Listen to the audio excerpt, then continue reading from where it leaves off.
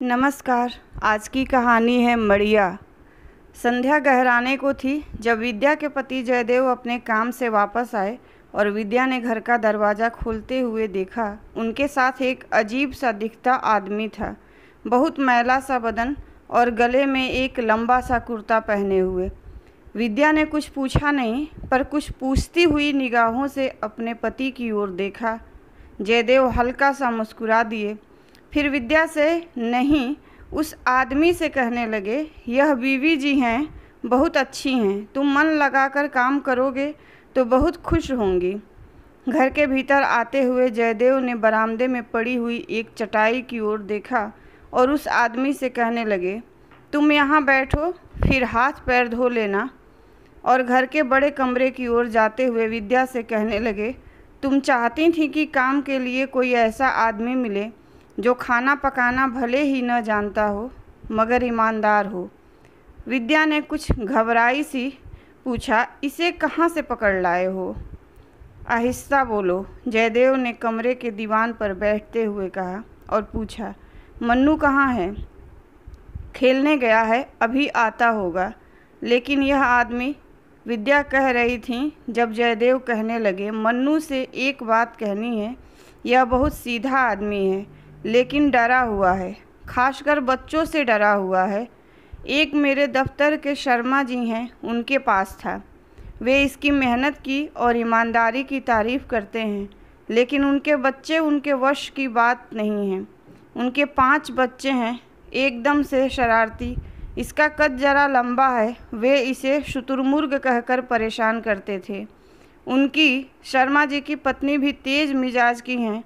यह कितनी बार उनके घर से भाग जाता था, लेकिन कहीं ठिकाना नहीं था। वे फिर से पकड़कर इसे ले जाते थे। लेकिन यह कुछ सीख भी पाएगा, विद्या कह रही थी जब जयदेव कहने लगे, ऊपर का काम तो करेगा, घर की सफाई करेगा, बर्तन करेगा। सिर्फ मन्नू को अच्छी तरह समझा देना कि वह इससे बदसलूकी न करे, फिर देखेंगे। अब एक प्याला चाय की दे दो, उसको भी चाय पूछ लेना। विद्या कमरे से लौटने को हुई, फिर भीतर के छोटे कमरे में जाकर एक कमीज़ पैजामा निकाल लाईं और हाथ में साबुन का एक टुकड़ा और एक पुराना सा तौलिया लेकर बाहर चटाई पर बैठे हुए उस आदमी से पूछने लगी, तुम्हारा नाम क्या है?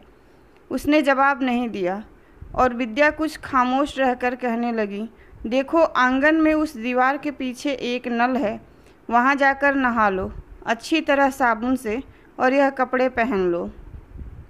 वह आदमी सिर झुकाए बैठा था। उसने एक बार डरी डरी सी आँखों से ऊपर को देखा, पर उठा नहीं, न विद्या के हाथों से कपड़े लिए। इतने में जयदेव उठकर आए और बोले, मड़िया उठो, जैसे बीबी जी कह रही हैं, यह कपड़े ले लो और वहाँ जाकर नहा लो। पास में विद्या मुस्कुरा दी, तुम्हारा नाम तो बहुत अच्छा है, मड़िया।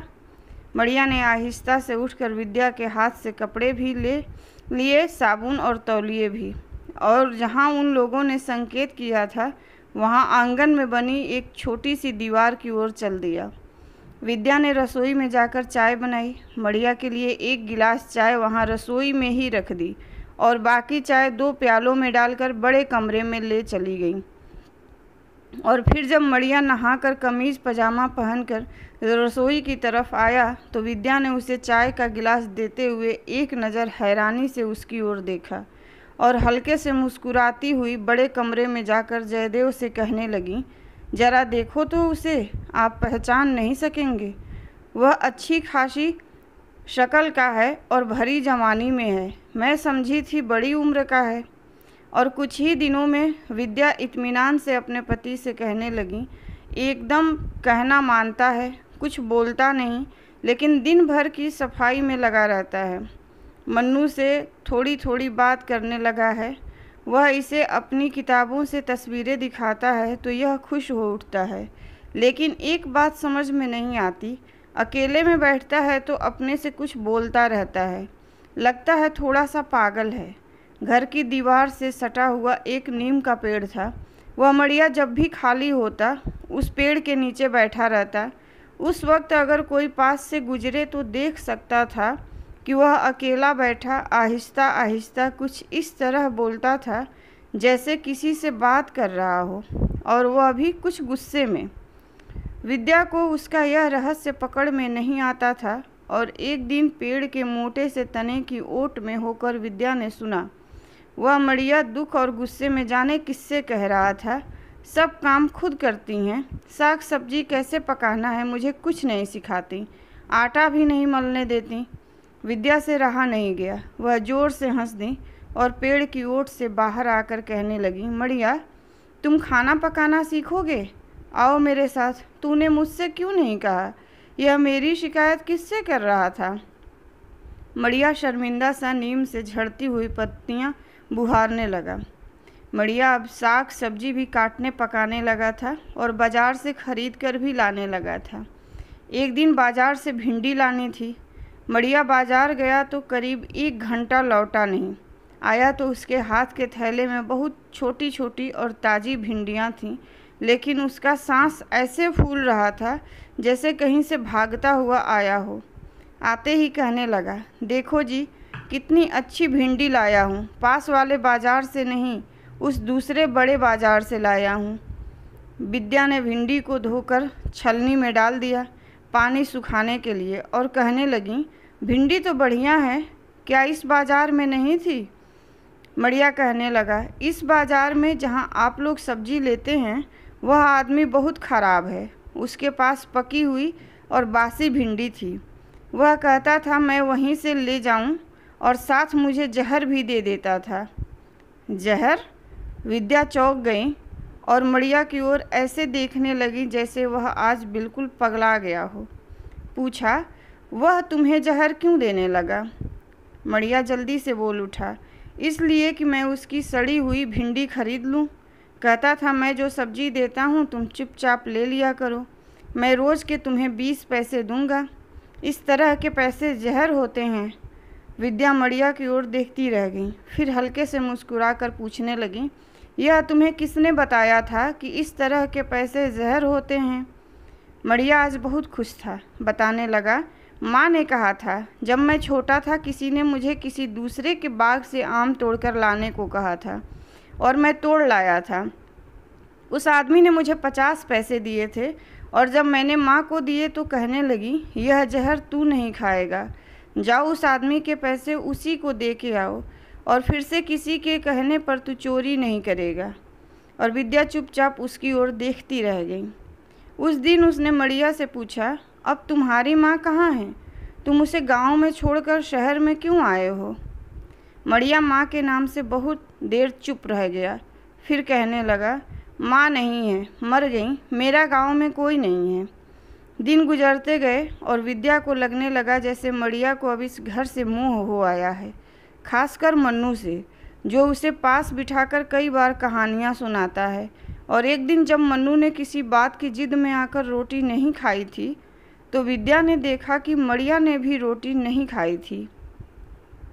एक शाम विद्या ने अपनी अलमारी खोलकर हरे रेशम का एक सूट निकाला जो उसे कल सुबह कहीं जाने के लिए पहनना था। देखा कि कमीज पर कितनी ही सलवटें थीं। उसने मड़िया को कहा, जाओ अभी यह कमीज प्रेस करवा के ले आओ, बिंदिया से कहना अभी चाहिए। मड़िया गया पर उल्टे पांव लौट आया और कमीज पलंग पर रख दी। विद्या ने पूछा, क्या हुआ? बिंदिया ने कमीज प्रेस नहीं की? वह नहीं करती, मड़िया ने इतना सा कहा और रसोई में जाकर बर्तन मलने लग गया। विद्या ने फिर आवाज़ दी, मड़िया क्या हुआ? वह क्यों नहीं करती? जाओ उसे बुला कर लाओ। मड़िया उसी तरह बर्तन मलता रहा, गया नहीं। तो फिर विद्या ने कहा। जवाब में मड़िया कहने लगा, साहब आते ही होंगे, अभी मुझे आटा मलना है, अभी दाल भी पकी नहीं है और अभी चावल बीनने हैं, और मन्नू साहब ने कुछ मीठा पकाने को कहा था अभी। विद्या हैरान थी कि आज मड़िया को क्या हो गया। उसने आज तक किसी काम में आनाकानी नहीं की थी। और विद्या ने कुछ ऊंची आवाज़ में कहा, मैं देख लेती हूँ रसोई में, तुम जाओ बिंदिया को अभी बुला कर लाओ। मड़िया बर्तन वहीं छोड़ कर गया, लेकिन उल्टे पांव लौट आया। कहने लगा वह नहीं आती, और फिर चुपचाप बर्तन मलने लगा। विद्या की पकड़ में कुछ नहीं आ रहा था।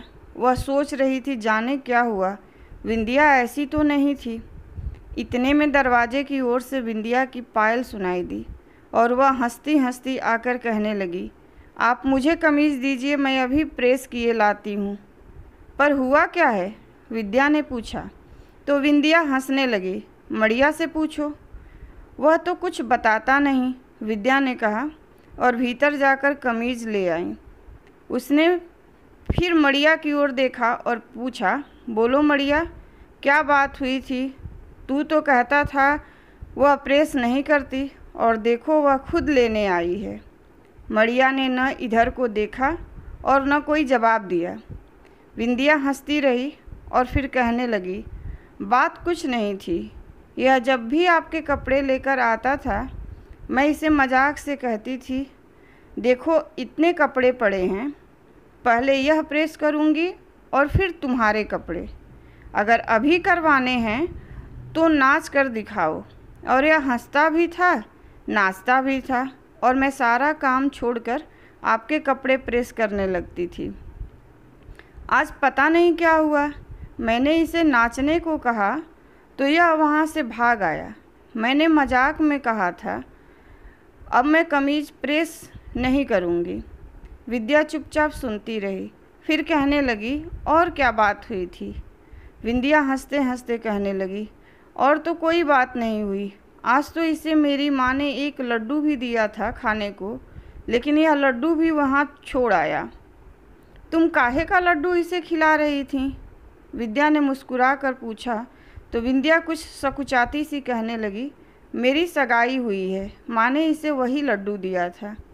विंध्या का यह कहकर चली गई, कमीज प्रेस करके लाई। फिर से जाती बार मड़िया को कहती गई, अरे तू आज किस बात से रूठ गया?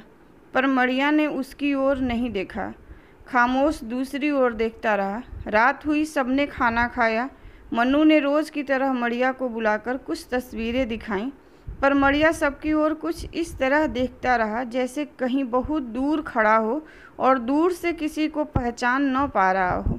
सुबह की चाय मड़िया ही सबको कमरे में देता था, सूरज निकलने से पहले। लेकिन जब सूरज की किरण खिड़की में विद्या की चारपाई तक आ गई, तब भी कहीं मड़िया की आवाज़ नहीं आ रही थी। विद्या जल्दी से उठी, रसोई घर में गई, पर मड़िया वहाँ नहीं था। जयदेव भी उठे, देखा कुछ परेशान हुए, पर विद्या ने कहा, आप घबराइए नहीं, मैं बाहर नीम के पेड़ तले देखती हूँ, वह ज़रूर वहीं होगा। और जिस तरह एक बार आगे विद्या ने हौले से जाकर पेड़ के तने की ओट में होकर मड़िया को देखा और सुना था, वहाँ गई तो मड़िया सचमुच वहीं था, अपने में खोया सा, कहीं अपने से बाहर बहुत दूर, और कांपते से होठों से बोले जा रहा था, जाओ तुम भी जाओ, तुम भी अलसी हो, तुम वही हो अलसी, जाओ जाओ। विद्या ने मड़िया के करीब जाकर उसके कंधे पर हाथ रख दिया और आहिस्ता से कुछ इस तरह बोली जैसे नीम के पेड़ से नीम की पत्तियां झड़ रही हों। अलसी कौन थी? वह कहाँ चली गई? मड़िया की आंखें कुछ इतनी दूर देख रही थीं कि पास कौन खड़ा था उसे पता ही नहीं चल रहा था। पर एक आवाज़ थी जो फिर से उसके कानों से टकराती रही थी। कौन थी अलसी?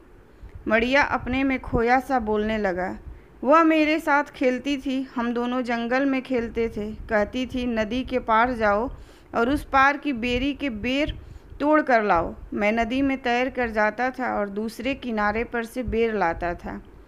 वह कहाँ चली गई? विद्या की आवाज़ हवा के झोंके की तरह उसके कानों में पड़ी तो वह कहने लगा, अलसी का ब्याह हो गया, वह चली गई।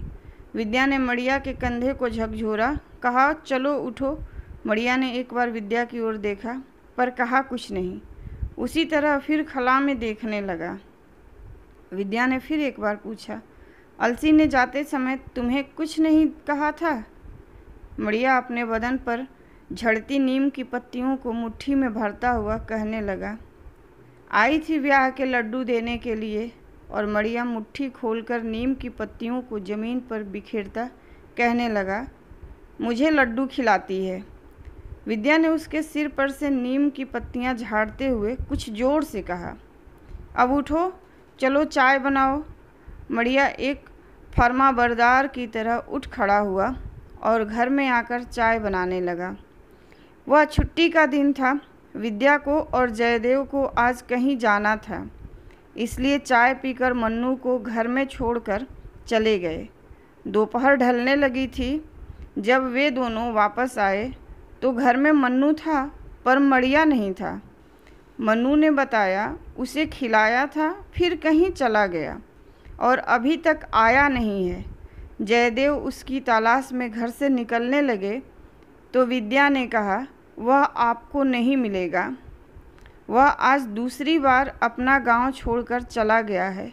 जयदेव ने विद्या की ओर देखा, पूछा, पर क्यों? विद्या कुछ देर खामोश रही, फिर कहने लगी, अब एक और अलसी का ब्याह होने वाला है। धन्यवाद। कहानी पसंद आई हो तो लाइक कीजिए, शेयर कीजिए और मेरे चैनल को ज़रूर सब्सक्राइब कीजिए।